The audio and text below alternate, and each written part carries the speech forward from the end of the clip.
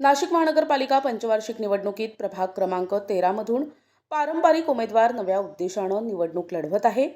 भारतीय जनता पक्षाच्या माध्यमातून माजी नगरसेवक शाहू खैरे, माजी महापौर यतीन वाघ यांचे सुपुत्र हितेश वाघ, बबलू शेलार आणि माजी महापौर विनायक पांडे यांच्या स्नुषा आदिती ऋतुराज पांडे यांनी उमेदवारी अर्ज दाखल केले। जुने नाशिक या भागात शाहू खैरे, विनायक पांडे तसेच बबलू शेलार आणि यतीन वाघ यांनी मोठे सामाजिक काम उभे केले आहे। त्यांना मानणारा एक मोठा वर्ग प्रभागात आहेच, परंतु त्याशिवाय म्हणजे प्रत्येकाने आपापल्या कारकिर्दीत प्रभागाच्या विकासाबरोबर नाशिक शहराच्या विकासासाठी योगदान दिले आहे। ही विकास कामांची ग्वाही आणि खात्री देत ते पुन्हा जनतेच्या मैदानात उतरले आहेत। बघितलं तर पक्ष जितका मोठा असतो त्या दावेदार निश्चितच जास्त असतात, परंतु ज्यावेळेस पक्षश्रेष्ठी काही निर्णय घेतात त्या सूचीबद्ध याच्यामध्ये जो निर्णय झाला त्यानुसार हे चारही उमेदवारांना उमेदवारी दिलेली आहे।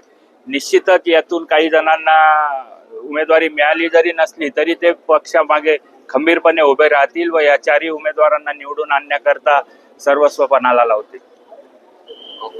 वातावरणामध्ये आम्ही चारही उमेदवारांनी प्रभाग क्रमांक 13 मधनं उमेदवारी फॉर्म भरलेला आहे।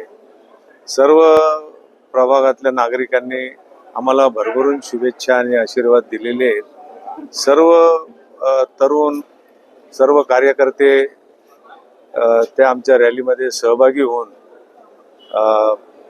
15 तारखेपर्यंत अतिशय उत्साही वातावरणामध्ये आमच्या परिसरामध्ये निवडणुकीची प्रक्रिया ही धामधुमीत चालू राहील आणि या सर्व याच्यामध्ये आम्ही चारही उमेदवार निश्चित विजयी होऊ अशी आम्हाला पूर्णपणे खात्री आहे।